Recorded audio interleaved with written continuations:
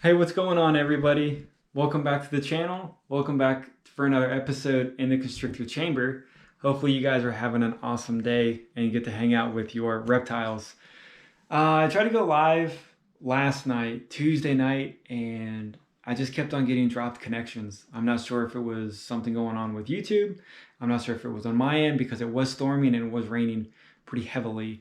So if you guys were expecting to see a live come live on the stream, I do apologize, but I will be trying to set something else up. Hopefully on Tuesday. I got some feedback from you guys on the poll, which I'll do again, and then see if you guys want a Tuesday or Wednesday. But I think Tuesday nights is what the majority of the people said the last 2 weeks in a row. So hopefully we can link up Tuesday. But I had a request to do a video of like a basic care video on ball pythons. I've done them for the boas, the green anacondas, and then the Burmese. So might as well just do one for the ball python. And it's basically just how I'm keeping them. I'm not an expert by any means. I've only been having snakes for maybe 5 years, maybe 6, but I'll just say 5. And so, I'm learning new stuff every day. And definitely with you guys on the channel, you guys help me out a lot, giving me good suggestions, helping me get the babies to eat. They're now on a regular schedule. They eat Thursday nights, and I try to post a video Friday morning for you guys. But let's just dive in here so we don't make this too long. And then I'll just show you guys just a couple snakes, a couple different setups, which are working for me. Maybe it'll work for you guys as well. So we'll look at the female right here. This is my black pastel pied, and all my babies are basically 2 to 3 months old, so they're very tiny, although she's a little on the thick side, but she's eating amazing. And so I keep them in these Walmart tubs. They're 15 quarts, which I know you can get stuff online that's the height waist is like right here, half of it, which that works too. I mean, I think most professional racks use the smaller height, and then they might do a little bit longer, but I think the width on this is basically what the professionals use. Either one works. This one's working perfectly fine for me with all of my babies, which are over here and then over here. So within the next week, I'm going to be building a rack style system, or I'm going to be looking online to actually buy one that's semi-professional. And I think I'm going to set it right here. So it's going to have multiple levels on it. It might be a little bit higher, but my plan is to get rid of this. And then, I know I'm going off topic, but I'll have different levels. And obviously I'm going to be buying more snakes. So got to keep some levels open. But anyways, rack systems work really well. Hopefully I can get into one soon, and then I can see how it works personally. But as of right now, these tubs are working out just fine. Hides, I do use hides. I've taken some of them out just to show you guys the snakes and then the complete setup. On my babies and even some of the adults, I do like using the newspaper or the construction paper. Either one works really well. They both hold humidity, and I really like to use this style of bedding because on the smaller ones, they won't ingest the bedding like the Repti chip or just regular mulch or forest floor. And since they're small, the pieces are a little large, and so me personally, I get a little worried if they swallow some and then they get impacted in there and then they die. So we don't want to lose any of these babies. I mean, we don't want to lose any adults either, but definitely not the babies. And I think that's one way we can help prevent that. So she's getting a little speckling on her side here, which is awesome. Hopefully she gets a couple more. But the water, I just put a small water dish in here. I don't really fill it up too high. I've been reading that ball pythons, they do live in Africa. I guess the majority of their life they live in termite mounds, so they do like to have the smaller confined areas, and they're not really near large bodies of water, so they really don't do any soaking or swimming. I guess if they were to soak, they'd have mites, or they'd have respiratory issues, something like that, but they don't naturally need a huge water area to soak in like the boas, green anacondas. With other pythons like the retics, the Burmese, or the rocks, which I think all three of those are, they definitely like water. So the ball pythons are kind of on its own in the python area where they're not really fond of just swimming or hanging out. So that is how I have all of the smaller ones set up. I don't want to forget this. I'm not poking any holes in here for the humidity to be released. So the humidity seems to be working out very well. They're getting perfect sheds. The sides don't have any condensation on them, so I know I don't have extreme amounts of humidity, but it seems to be working out perfectly fine. If it wasn't and it was an issue being too low, they'd get respiratory infections, they'd have really bad sheds, and then if humidity goes too low on ball pythons, they tend to stop eating, and then once you bump the humidity back up, they'll eat again. So they're kind of finicky in that way. So this contraption right here is my hope this works type of a thing, because I bought this ball python 3 weeks ago, maybe a month ago, and he has not eaten, and it's killing me, stressing me out. I don't know why he's not eating. So hopefully you guys know why he's not eating. Help me out a little bit. This is why I normally buy babies, because they're on my feeding schedule. They eat what I know what they're eating, you know what I mean? Like they eat once a week, there are no issues, this and that. Buying a snake that's even a year old, you don't know truly what it's been eating, the feeding schedule was like, or how it was living in the past with the past owner. So definitely sucks, because this is a beautiful animal and I really want him to eat. So this is the banana leopard pied. And for some reason, he's not eating live rats or frozen thawed. I've been trying many times. It's just not working out. So what I did was, I put a little bit more water in here for a little bit more humidity. I put the hide in, like a darker hide in there for him. I tried to put this construction paper along the edges and along the top to black out or to make it darker in here for him, since he was in a rack system. Nothing's working. I might have to go to mice. I might have to even try, I think they're the African soft hairs. But I know people have said once they go to those, it's almost impossible to swap them back over to rats. But as of right now, I'll feed it anything just so it eats and just so I know that it's healthy. It pooped out a couple of days ago, some weird yellowy stuff. Kind of looked through the poop a little bit. There's no bugs. I don't know if they can get worms, but I just checked anyway.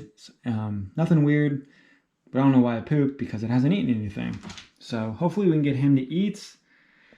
I know it's not the temperature, because I do ambient temperatures in the room. And if temperatures were completely off, then I don't think any of my babies would eat, or any of my snakes would eat, really. But, and this is basically, since he is a little bit bigger, we can try to figure out. So it's a 15 quart as well. I'll retape that up later. So 15 quarts on the babies. No problems with anything on that. And then I'll just show you my two older ball pythons here. So this is the male pied.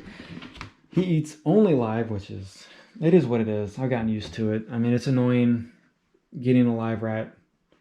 You basically have a pet until it eats it. So I'd rather put a bunch of dead rats in the freezer, thaw them out, and then we're good to go. But he is on ReptiChip. For the older ones, I really don't have any issues with ReptiChip. I did get a brick of it. So it's not that much substrate in here, but the brick filled up this one, and then I could probably get a couple more of my other boas, some if they need it. But this one is, what is this one?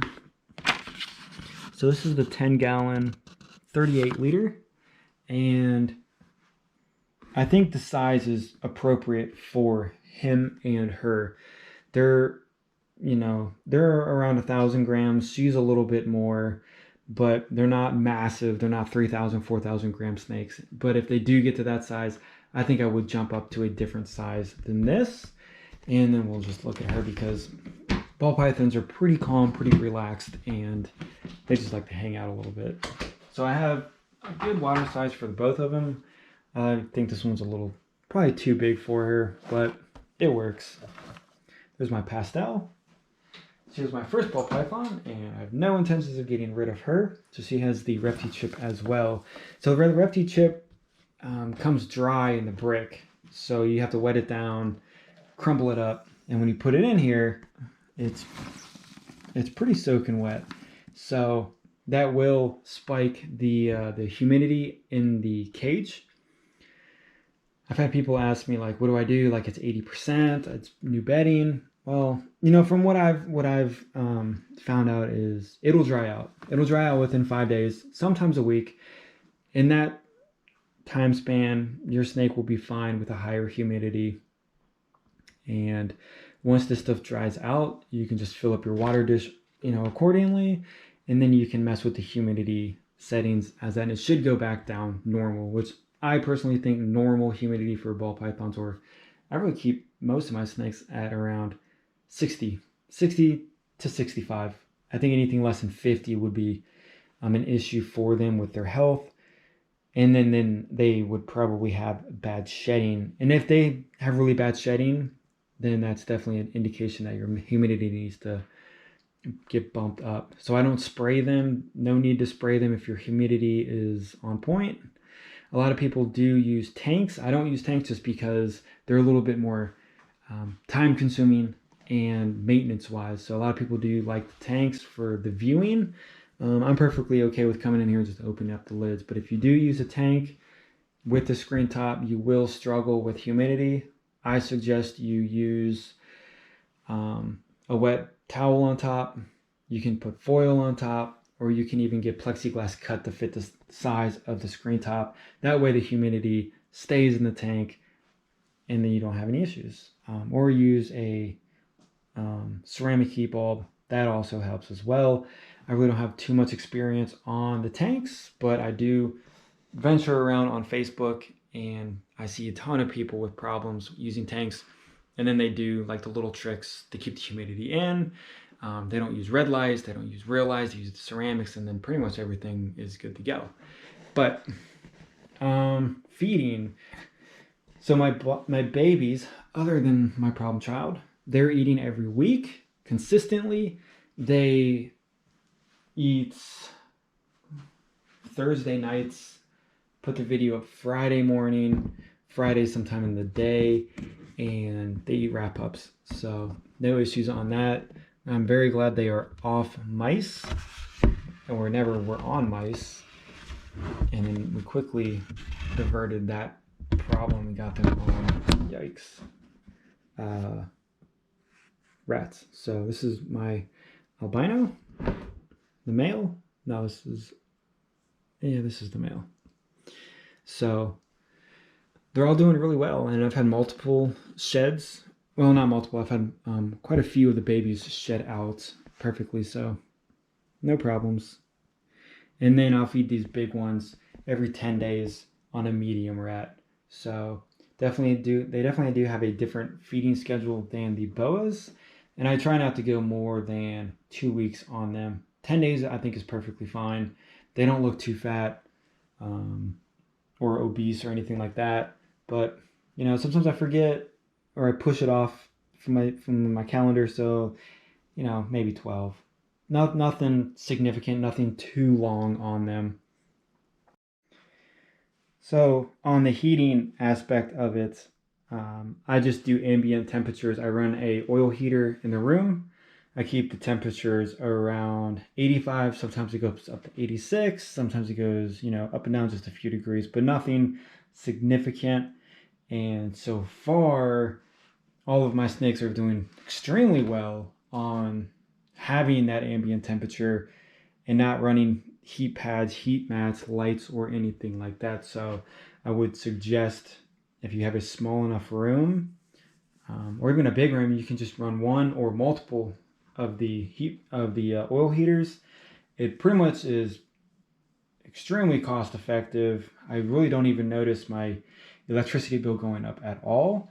And then that is one less issue or something to stress me out about, you know, heat pads, the wiring, fires, short outs, stuff like that. So, yeah, I mean, you know, if running the ambient temperature becomes an issue, then I'll change it up. But I've been running ambient heat for almost 3 years and I have no issues on it. I try to recommend that to pretty much everybody. But during breeding, I'm not really sure how that's actually going to come into play, or if I even, you know what I mean? Because you got to lower the temperatures and stuff, and then that might send the boas into a breed mode. But deal with that later. So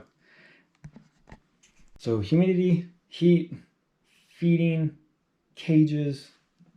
I think that's it. If you guys have any questions, you can message me on here in the comments. You can find me on Instagram or on Facebook and ask me questions there if you don't want to publicly put a question on the page. And I know I say this all the time, but I really do appreciate the support from you guys. I think we have a really good community on the channel.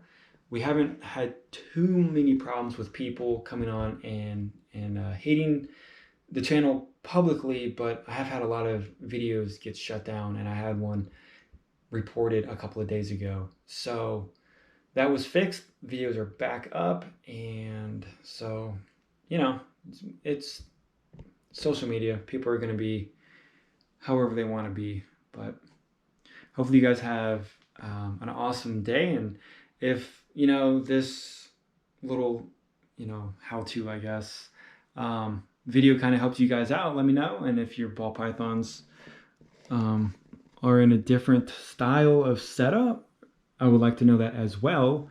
And then obviously if you guys can help me out with the banana, that would be awesome. So have an awesome day, and I'll see you guys on the next video.